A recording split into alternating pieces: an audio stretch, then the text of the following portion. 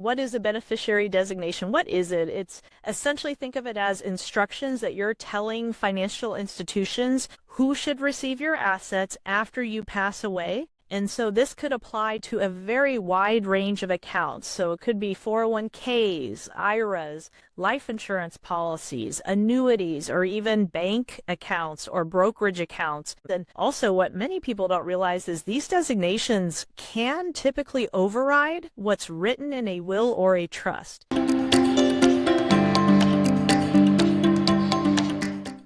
Beneficiary reviews are a must, not a maybe. Now, what do I mean by beneficiary? So you've got a life insurance policy at work, or you have a checking or savings account, and you're always asked to designate a beneficiary. But life happens, right? Children grow up, spouses divorce, people pass away, things happen. And if you're not constantly reviewing this stuff, you could be in a big amount of trouble when the time comes that that designation needs to happen, right? And so it's really, really important that you have beneficiary reviews on a regular basis. And here to join me today, I've got Shaini Lewis from Ameriprise. Ameriprise is a strategic partnership with Blackpoint where we send them referrals of our clients who are looking for wealth management, long-term care, and a whole range of services. And they really look at the whole person, which is why we love our partnership with them. And Shaini is their fearless leader, and I'm here to introduce her today. So Shaini, welcome. Yes, hello, Erin. Thanks for having me. Well, thanks so much for joining. And Shaini, maybe you could just expand a little bit on who you are and what you do over at Ameriprise.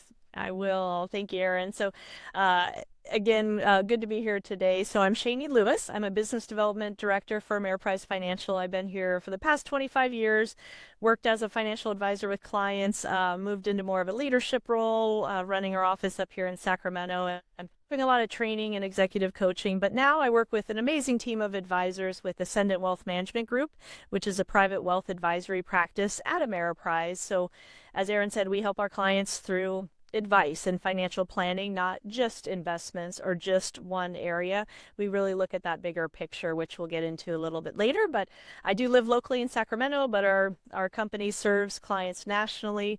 Up here in Sacramento, I enjoy spending time with my husband and family and friends, getting out on the water and just enjoying the good weather we have, right, Erin?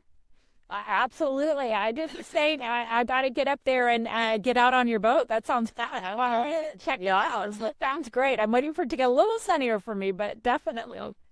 So, Haney, I really appreciate you joining us today on this important topic, right? Because I think a lot of people out there don't even really know what is a beneficiary designation? What does it mean? When are they applicable? So can you start on that and just expand on those definitions for us and what it means to the average person?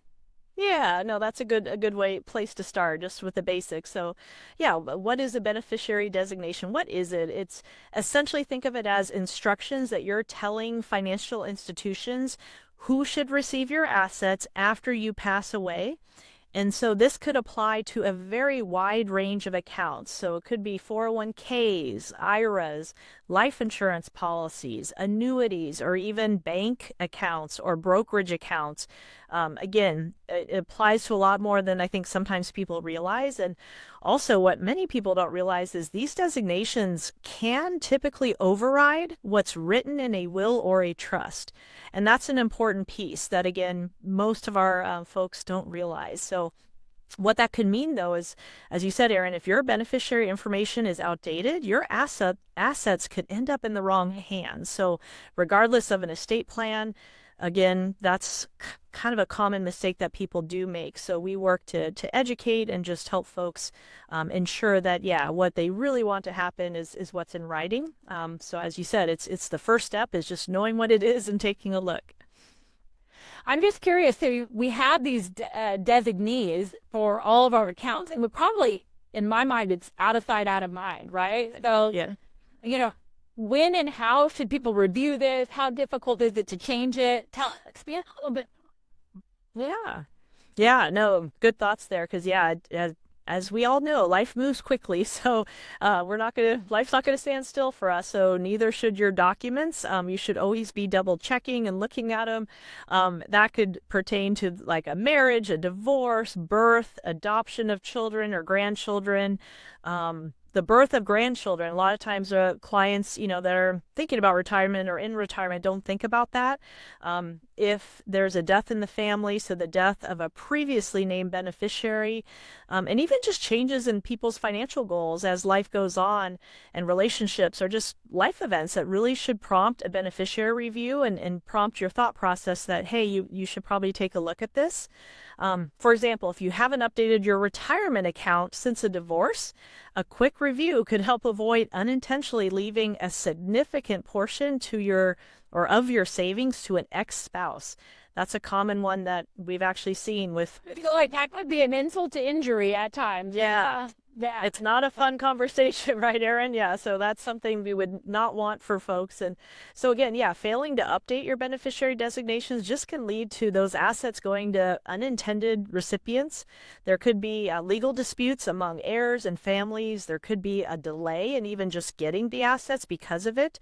And then it sets up tax complications for beneficiaries depending on the situation. So it really is a trickle-down effect that it could lead to a lot of just situations, yeah, that you wouldn't have expected for a simple piece of paper that you signed years ago. Right, 100%. And I feel like probably people haven't looked at this in a long time. I think of my average viewer, and a lot of times when someone passes away, it's just like, where's all the documents and what did they say? And it's just a really overwhelming time. And I'm wondering, people out there are probably listening and they're thinking, gosh, well, how do I get started? Do I have to like call these banks? And like, how do I get this ball rolling to review my beneficiaries, to review my documents? Because you said the documents have to be reviewed, right? So Yeah. what do I get started on? Yeah, I mean that's a great question, and so I guess first of all, yeah, it doesn't have to be complicated, but it is an action to put some time to. I would say start by just kind of gathering different account documents. Maybe you have a list if you're an Excel person, whatever it is. But look at all the accounts you have in the financial realm. Kind of get those together, and then depending on if it's literally paper or it's online now, just look at two things: your primary beneficiary, which would be what would happen immediately, and is that 100%. Just double check that. Then look at what's called contingent beneficiaries, or if that primary person wasn't available or was passed, who would that next person or contingent beneficiary be, and what percentage? So even if you're not sure what it all means, just gather those two pieces of information. Look at the names, look at the relationships, any details that you can gather from either the written document or online. And then again, probably a sit down with your family to really think about those designations and those people. Do they align to your current situation and your broader estate plan? You might have an estate planning attorney that you do some of this review with, or definitely your financial advisor would be a good place to start. So revisit it annually once you get kind of this initial review done. You don't have to do it all the time, but I'd say, at least annually do a double check. And then if there's any major life events in your family, obviously you would want to take a look at those documents and make any updates. So again, if you're unsure where to start, that's where we can come in, direct you in the right direction, or a good estate planning attorney can also help just get things started and coordinated and just open the conversation. 100%. It reminds me, Shaini, you and I have talked before. We talk about this all the time, really, all this planning and making sure you're in a good place. And a lot of what you were describing there, it's really important to have a good documentation of all of your accounts and passwords, usernames, all the things associated with that. And then the beneficiary, to me, is just another component that you would add there. And I like the idea of doing an annual review. So I think that's a great tip that people could take away, whether you're working with someone or not. It's probably just a smart idea to do that. So that's great. And I know you guys help people with that all the time. So lots of information today, right? And you just made me really think I want to review all my documents, because it's a long life, right? People live longer than ever, and we have life changes, right? Kids grow up, grandkids are born. I know of many cases where grandparents have left the older grandchildren money for college, but never added the younger kids, so they weren't included in that. So these are just great examples of things that unintentionally can happen, and the money doesn't get allocated exactly where you would want it to, right? And you can't always count on people to do what you think you wanted to do, right? You gotta implemented and so forth. So, I just kind of wanted to pick your brain, Shaini, like all this information, all the things we need to do. What final thoughts do you have for my viewers? Like, what actions can they be taking right now to get this all on the right track? Yeah, like you said, it's they seem like a small detail, and again, sometimes things get out of sight, out of mind, but they do carry significant weight. So I think just taking that time, carving it out, just like you would plan a trip, right? You want to take the time. This is your financial future, your legacy with your family. So you don't want to leave your family confused or have conflicts down the road.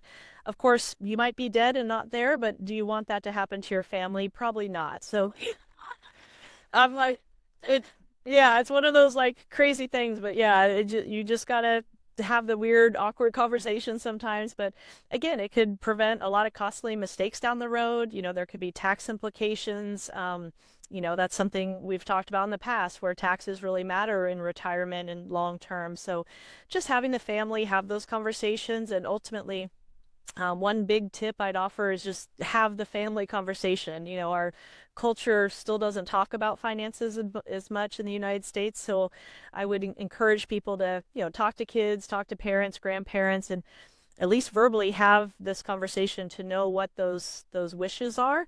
Then, as we just talked about, work to line up to those. That way, everyone's on the same page, and it just creates a lot less stress down the road. So, yeah, you hit it on the head, Erin. There's a lot out there, but make the time. It's definitely worth it for your family. The paper trail sounds really smart too, because everybody hears conversations just a little bit differently. So I think getting it all documented is huge. So you're just a pleasure, Shaini. Every time you join us, you bring a wealth of information. So thank you so much. And thank you so much for the partnership and taking great care of our Black Point clients. You and your team are amazing. You look at the whole person and just take great care of each and every one of them. So thank you very much, Shaini and Emily. Okay. Yeah, my pleasure, Erin. Thank you so much.